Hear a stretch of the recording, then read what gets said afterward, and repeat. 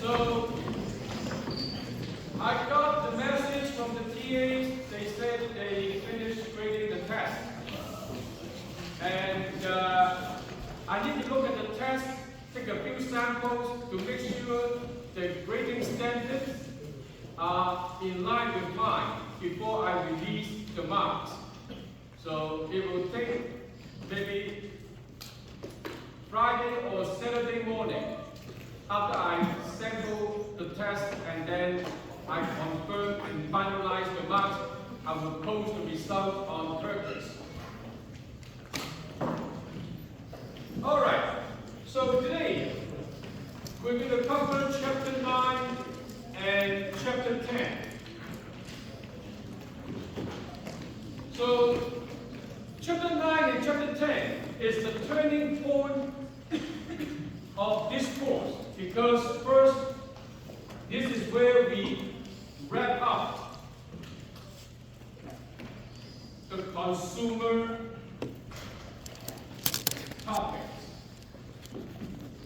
like demand, consumer surplus, demand elasticity, these kind of consumer topics. And after that, we will be moving towards the third topic. That is, how firms make decisions on how much to produce, how much to charge, and then decide on how much profit they can make. So we're going to wrap up the consumer topic and then move into the firm's topic after today.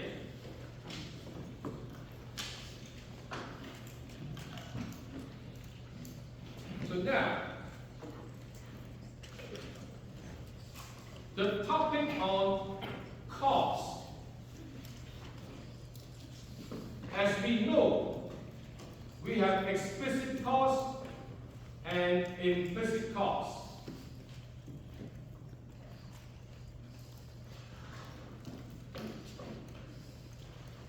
Explicit cost means what you pay out of your pocket.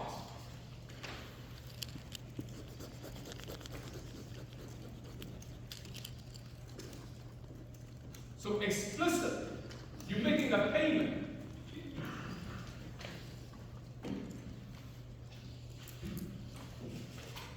Implicit cost, instead of making a payment, that is, something could have been in your pocket.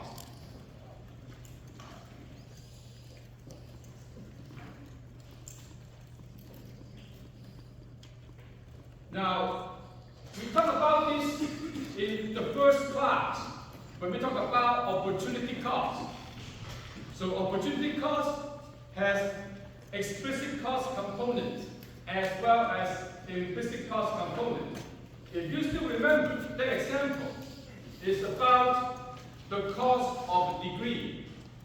So a UT Bachelor of Arts degree. The explicit cost out of your pocket, tuition, books, food,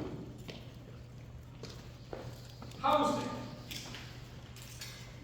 all these you have to pay out of your pocket. They belong to explicit cost. Implicit cost, what could have been in your pocket, is your foregone earning.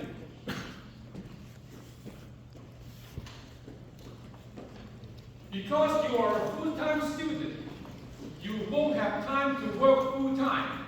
So you have to give up a full-time job to enroll as a full-time student. So the potential earning that you could have earned if you were a full-time worker, that would be something to give up. The money could have been in your pocket. So now, why do we bring this up again? Because explicit cost is usually what the accountant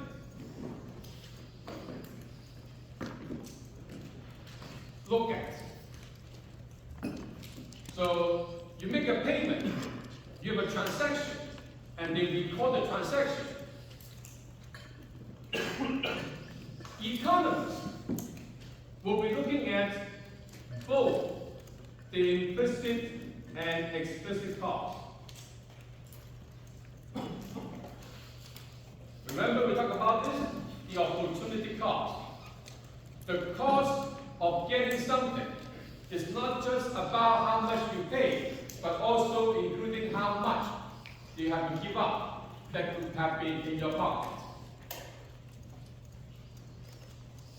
So now, because accountants and economists, we have different ways of looking at cost, and therefore the profit from economic perspective and from accounting perspective will also be different. So suppose we have a mechanic at Canadian Tire, and this mechanic making $150,000 a year.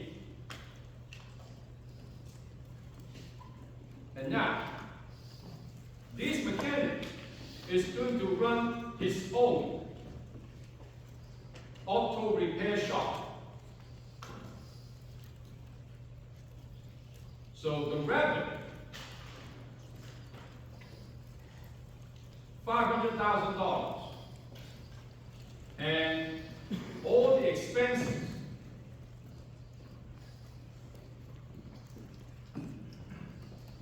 $190,000.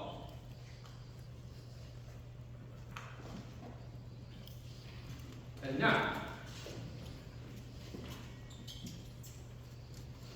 how much profit would his auto repair shop make? Now, if he asks an accountant, that is simple. Revenue minus expenses, that would be profit. But when he asks an economist, it will be a different story. So let's compare the accounting profit and economic profit.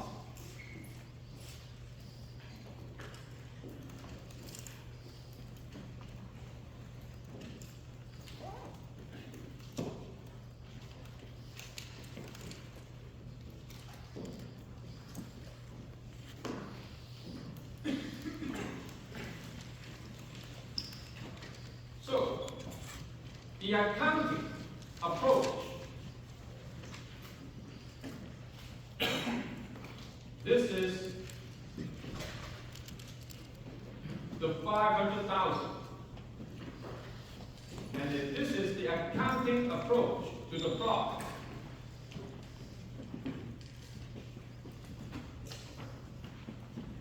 The revenue is $500,000, and then we subtract all the expenses, that is $190,000.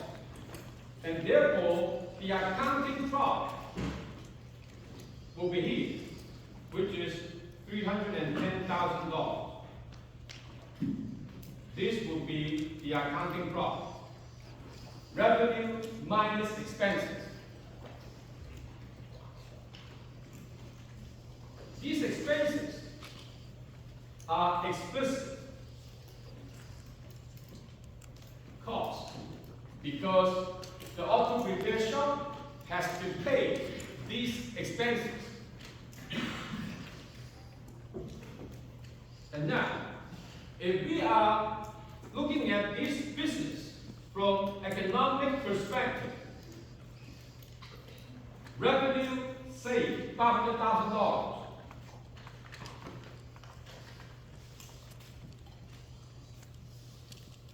We also recognize the explicit cost, $190,000. But we look at one other term, the implicit cost.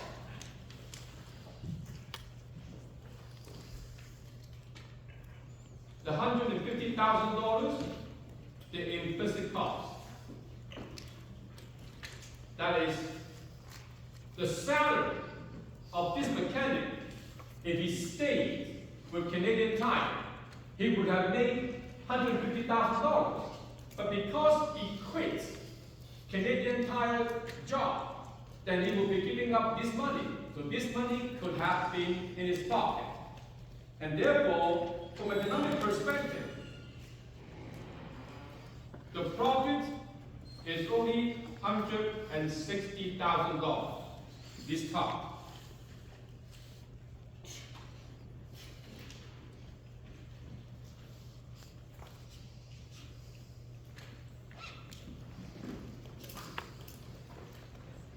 So, this is the visual representation. Let's look at, if we put down in an equation, how do we compare accounting and economic cost and accounting and economic profit?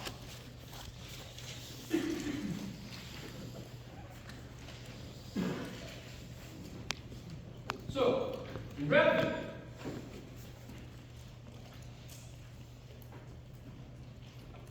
Accounting approach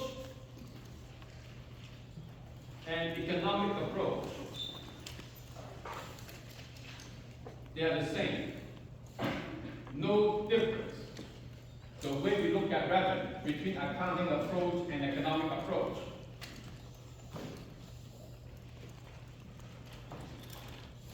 And the cost. The accounting approach only considers explicit cost. Economic approach considers explicit cost as well as implicit cost.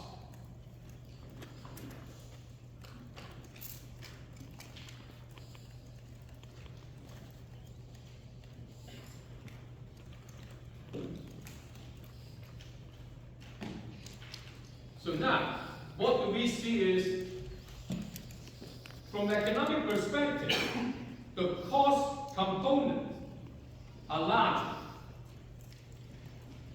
And since the cost components are larger, therefore, when we look at economic profits,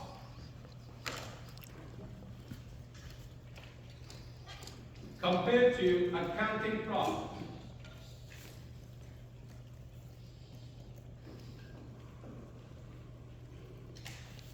this is small. Because the same revenue, we have to subtract a larger cost component to arrive at the economic profit. Therefore, typically, the economic profit will be smaller than the accounting profit because of the extra term that we subtract, the implicit cost.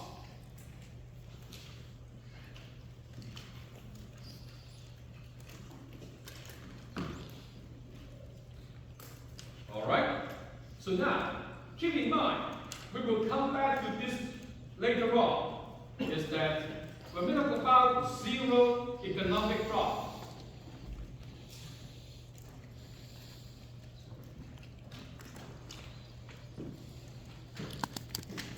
when economic profit is zero, accounting profit equals to what? Equal to implicit cost.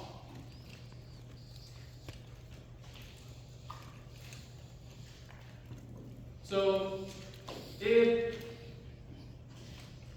revenue, $100, implicit cost is 50, explicit cost is 50, and therefore accounting profit is 0. I mean, economic profit is 0, but accounting profit is 50, which is the implicit cost.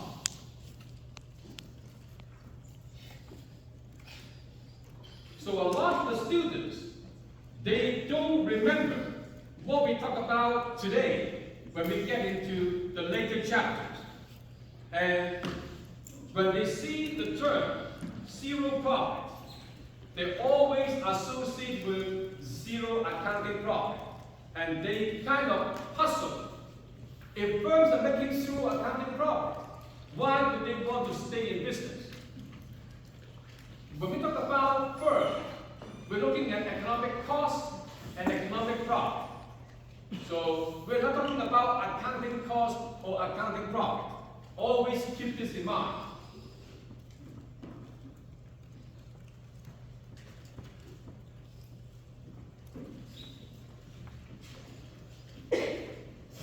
And now, for a consumer, the decision to buy the first unit or not will depend on two things. These first units, what is the marginal benefit of the first unit versus the marginal cost of the first unit? So if the marginal benefit is greater than the marginal cost for the first unit, the consumer will buy it. Because now, marginal benefit minus marginal cost is positive. That means it derives some positive net benefit from the first unit. And that's why it will give the consumer motivation or incentive to buy the first unit. And what if the marginal benefit of the first unit is less than the marginal cost of the first unit?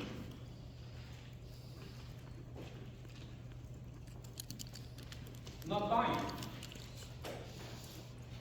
So you see a lot of people walking into a store, looking at the items, looking at the merchandise. They look at it and they walk away because the marginal benefit is less than the marginal cost. And they don't want to buy it because if they buy it, they will suffer a loss when they pay more in cost than the benefit they receive. So for the consumers to have incentive to buy the first unit, marginal benefit must be greater than marginal cost to have enough incentive to drive the consumer to take action to buy the first unit. And now, next.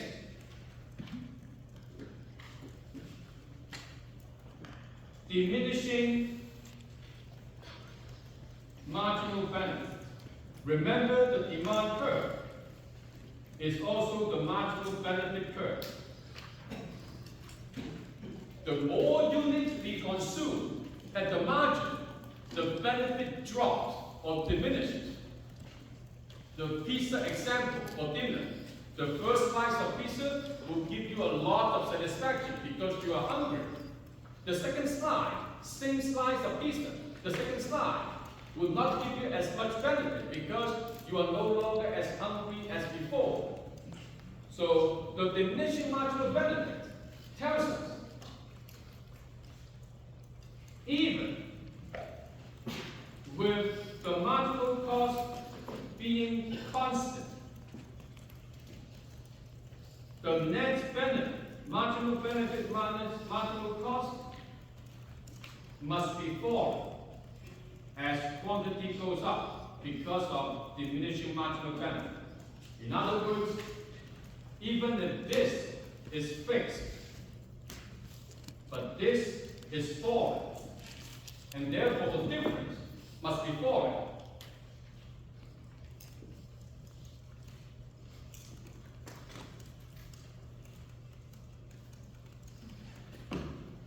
So to look at this with the demand curve, which is the marginal benefit,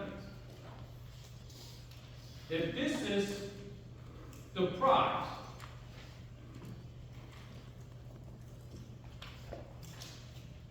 the first unit, this will be the marginal benefit minus the cost, which is the price the consumer pays to buy the first unit.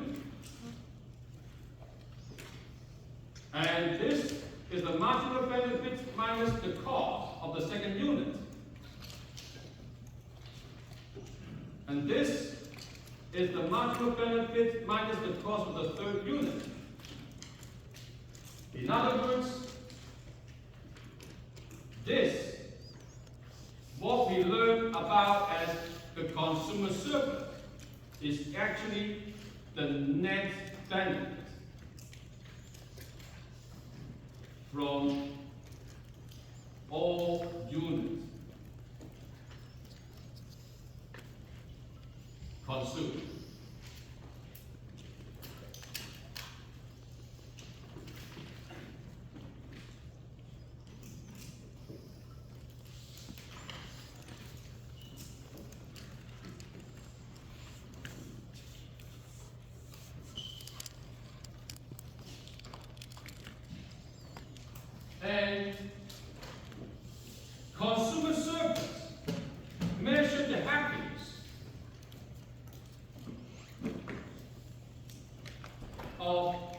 buyers. And therefore, how can we maximize the happiness of the buyers? Well, maximize consumer service. When we maximize consumer service, we can maximize the happiness for the buyer. So what conditions that we can derive from this simple example to help the consumers to decide how much the consumer should buy to maximize her happiness? Well, the basic rule is simple. As long as the marginal benefit is greater than the marginal cost, you should keep buying. Because each additional unit brings positive net benefit, i.e.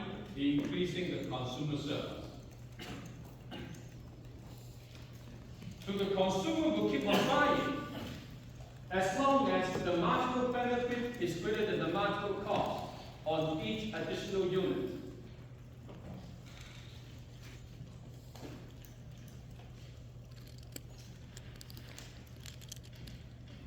Until the marginal benefit drops enough such that the marginal benefit equals the marginal cost. That would be the last unit bought. Why that would be the last unit the consumer will want to buy? Because the last unit, marginal benefit minus marginal cost is equal to 0. That is 0 net benefit. i.e. is just break even.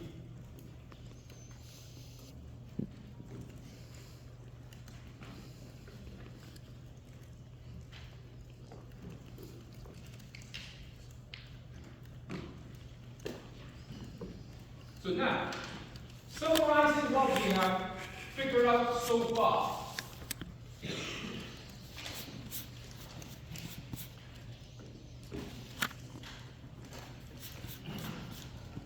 If the first unit, marginal benefit less than marginal cost, not buying. If the first unit, marginal benefit greater than marginal cost, yes, buying.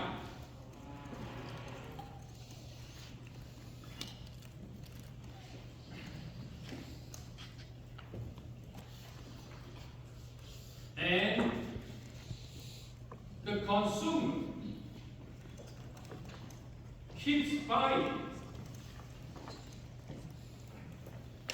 as long as marginal benefit greater than marginal cost until the last unit, marginal benefit equals to marginal cost.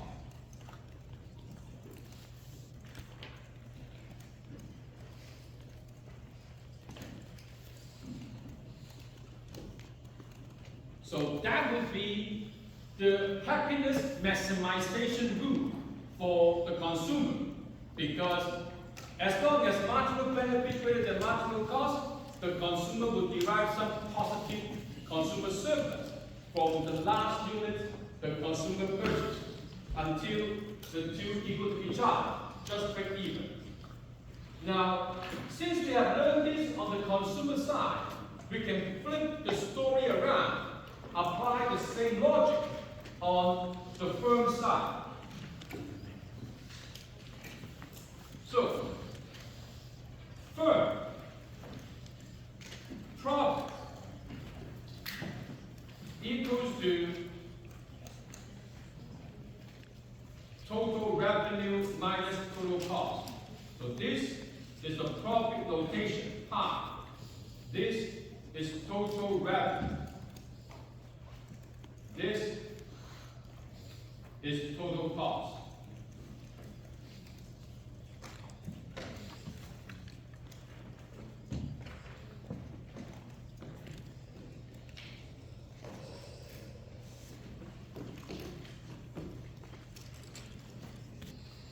So if you look at this from another angle, revenue is the benefit the firm received from selling its output. So the firm produces output, selling its output, the firm will receive revenue. That is the benefit. Obviously, this is the cost to the firm to sell its output, because the firm must produce and then sell the output. So the cost and the benefit will be on the firm side as the revenue and cost.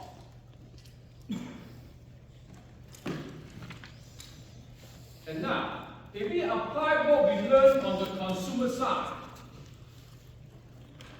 as long as the additional or marginal unit,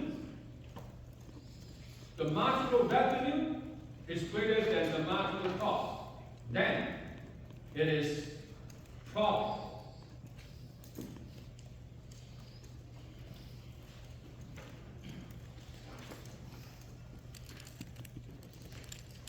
So MR stands for marginal revenue. That is at the margin. If that additional unit will bring in more revenue for the firm than what that unit costs the firm to produce and sell, then this additional unit is profitable. And that will help the firm raise its profit. Then the firm will do it. Which is similar to the consumer case. Whenever marginal benefit greater than marginal cost, that unit will generate consumer surplus, and the consumer will have incentive to consume that unit. Until the last unit, when marginal revenue equals to marginal cost, then this last unit, the firm making zero net profit contribution. This is when the firm will stop, because if the firm doesn't stop there, the marginal revenue will drop below marginal cost, the firm will be losing money on this additional unit.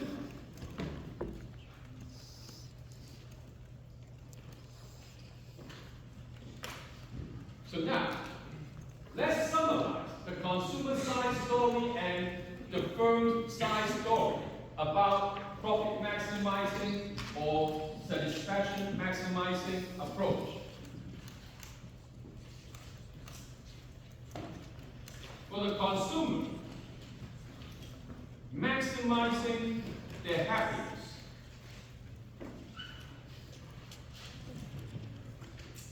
As long as marginal benefits greater than marginal cost keeps consuming until marginal benefit equals to marginal cost. This is how a consumer can maximize her happiness. For the firm, pretty much the same story. To maximize profit, as long as the marginal revenue greater than marginal cost, the firm will keep selling until the marginal revenue equals the marginal cost. Then the firm will stop selling after this last unit. In other words, marginal revenue equals to marginal cost is a decision for the firm to maximize its profit. Marginal benefit equals to marginal cost is the decision the consumer will use to maximize her happiness. So you see the two are very similar to each other.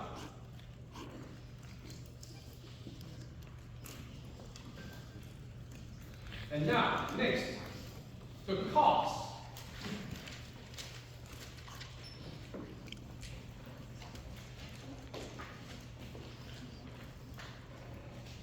For the firm, production or operation, all these will cost the firm money to run the business. Production, of course, hire workers, buying raw materials, the firm will have to pay the cost, same as operation. So cost has different categories. Variable cost. In other words, these costs vary with output level. So the more output the firm produces, the more the firm will have to pay this cost. And that's why this cost is variable according to the level of output the firm produces. Another one is what we call the fixed cost, which do not vary with output level.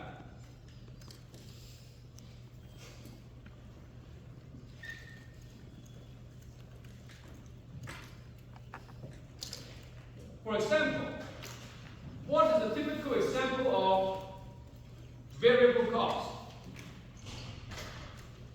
Labor cost.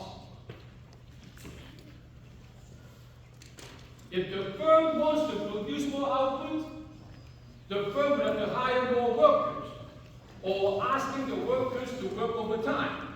Then the labor cost will increase with the output. And also, raw materials will also be a variable cost.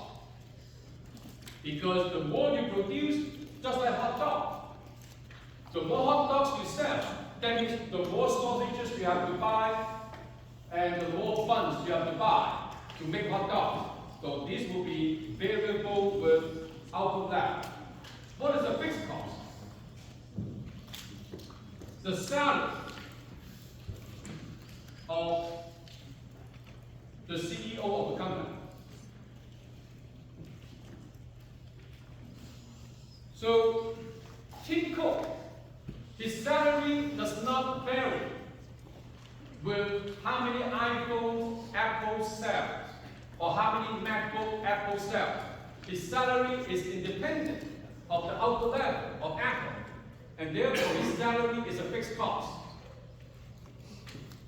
And now, next, this cost is where most students will be struggling. Sunk cost. What do we mean by sunk cost? Sunk cost is what we call water under the bridge.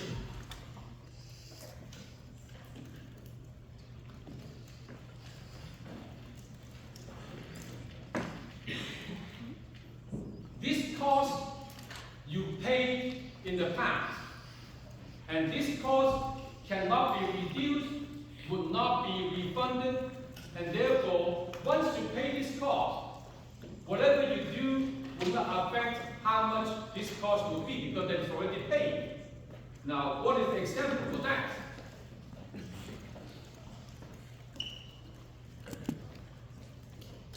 So imagine you're taking a trip in Christmas from Toronto to Orlando. And then the flight, $900. And you get to Orlando, you pay $900 for the flight.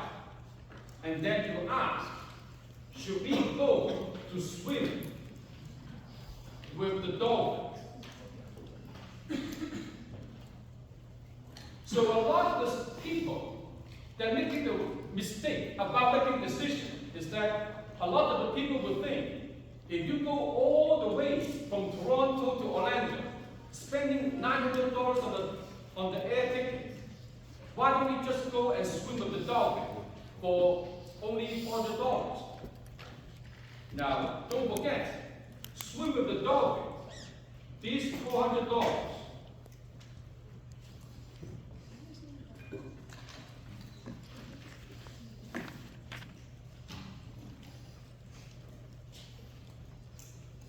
is the marginal cost of this activity. That is, once you're in Orlando, if you go to swim with the dolphin, that costs you $400. That is the marginal cost. Then you have to ask yourself, what is the marginal benefit if you go to swim with the dolphin? If you can derive more than $400 worth of marginal benefit, if you go swimming with the dolphin, you would do it. This is a sunk cost. That is, whether you go to swim with the dolphin or not, the air ticket you paid is already gone. You used it. That's how you get into Orlando. So how much you pay for the air ticket should be irrelevant to make the decision whether you should go to swim with the dolphin or not, because this is the sunk cost. Whether you swim or not, this money, you cannot get it back. You cannot reduce it. Nothing you can do about this. Water under the bridge. And therefore, your decision should be only at the margin, not what you already paid and nothing you can do about it.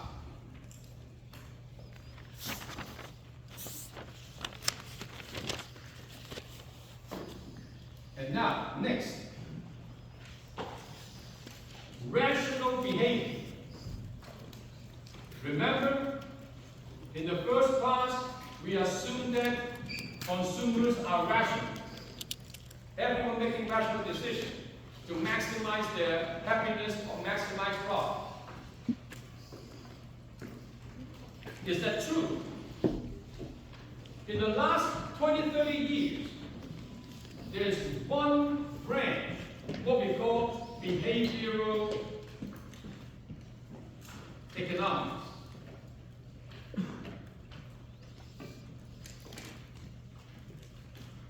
This is especially true in the financial market. In other words, people's behavior may not be rational. We assume people are rational just for simplicity and for convenience. But in real life, a lot of the people are not rational. If people are rational, this world, there will be no scams.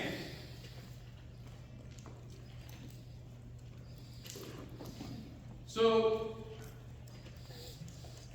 about 10 years ago, a friend of mine came to ask me about Bitcoin. I said, yeah, it's cryptocurrency. And then he said, well, should he invest in cryptocurrency? I said, I don't know much about this. I asked him whether he knows about this. He said no. I said, then you don't put money into something you don't know. And he said, well, just try it. It's new. Well, his decision is based on he wants to be trendy. He wants to tell people he invests in Bitcoin. He's involved in cryptocurrency. And then a couple of years later, I asked him, how is Bitcoin doing? He said, no idea. And the Bitcoin, he put the money on that platform, trading platform, kind of goes down. He lost something like 10 or 15 Bitcoins about 10 years ago. It's like, why people put money into something they don't understand? Or sometimes it's because it is trendy.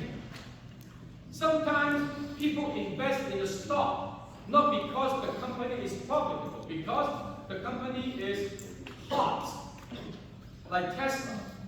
A lot of people want to buy Tesla, not because Tesla is making good profit, because Tesla, they believe, is hot, is the way to go. And they see a lot of Tesla cars on the road, and they think it must be profitable if they sell so many cars. But in fact, Tesla hardly made any profit. It's been on the losing money trend in the last 10 years.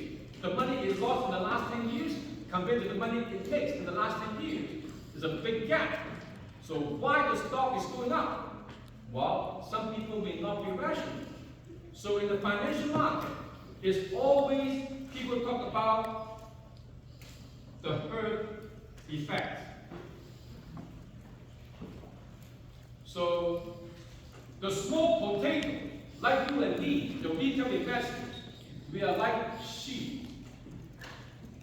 And those big boys, the fund managers, the investment bankers, they are the wolves.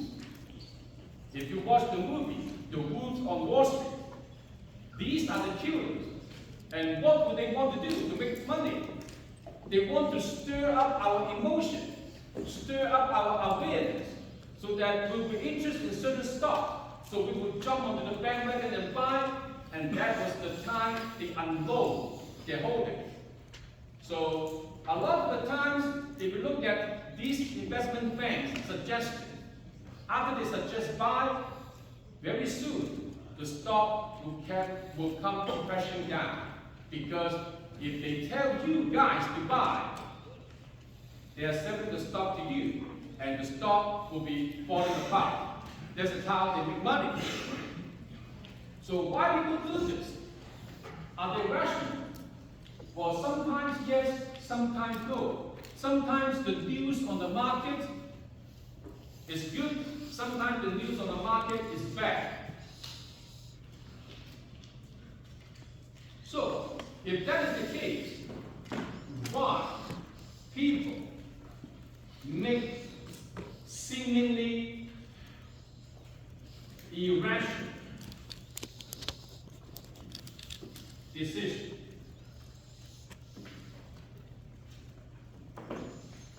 Number one, most obvious, Lotto 649. Now, Lotto 649, 49 numbers. You pick 6 out of 49. If they draw the 6 numbers that you pick, you win the jackpot. Now, anyone have any idea what is the probability of hitting the Lotto 649 in one ticket? That is, you pick any 6 numbers, what is the odds of winning? Anyone? Well, 49 numbers, you pick 6. Yeah? It's 1 in 13,983,816. You type fast on Google, right? Yeah. Thank you, Google. Almost 14 million. 1 in 14 million. And how much is a ticket for 649? Anyone any idea? $3. So, what we call a fair bet is that if you buy all the possible numbers, you can break even. This is a fair bet. In other words, to guarantee yourself to win the jackpot, it will cost you $42 million. Because you're buying 14 million tickets. $3 each. So, in other words, for people to go buy Lotto 649, it will only make sense if the jackpot is at least $42 million. But why are people buying 649 when the jackpot is only $5 million? Obviously, they will be losing money. Why did they do it? That is me. I buy 649. Every week, every every draw, I buy one ticket. Why? Even though I'm an economic profession, it doesn't look like I'm acting rational. Well, the reason for that is I buy the Lotto 649 ticket, I don't expect to win. The $3 is only to buy me a dream. So the satisfaction is not coming from winning the jackpot. The satisfaction is paying $3, I buy a ticket, the right to dream what I would do with the $5 million jackpot if I won. So this is why people buy it. Seemingly irrational, but in fact it is rational, because that dream to me is worth more than $3 to me. So this is why. Next, why sometimes people make decisions that don't look like they are rational at all.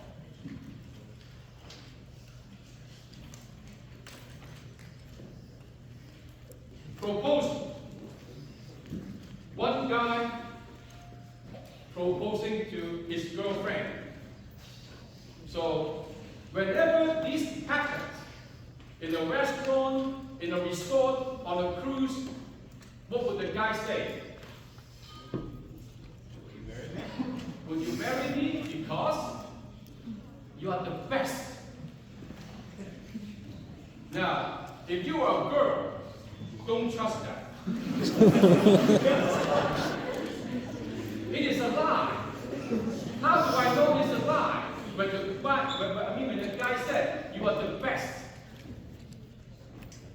then you should ask the guy, have you met everyone in this world yet? If you have not met everyone in this world, how do you know I'm the best for you? Well, the guy said you are the best because he just wants to marry you, just want to make you feel good. So this doesn't seem to make sense, because if you want to marry the best person for yourself, then stay with that person for the rest of your life. You want to find the best. So why do you want to marry someone without meeting all the people in the world? Well, it is because cost, benefit, analysis. So imagine, if one guy is very stubborn, he will not marry anyone until he met everyone in the world so that he can decide. By the time he has met everyone in this world, how old would that guy be? Dead. We have more than 7 billion people in this world, scattered around all the continents. If you want to go meet these people, even though now you don't have to go in person, let's say you can meet them on the internet.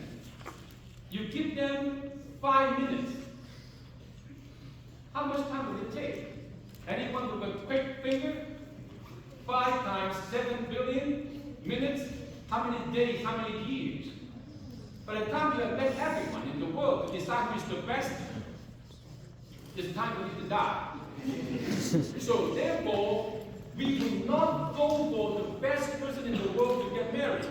We are looking at a limited population that we can balance out the cost and benefit. And once we have decided this is the best person in your circle that you can marry, then you propose. All right, let's take the 10 minutes break first.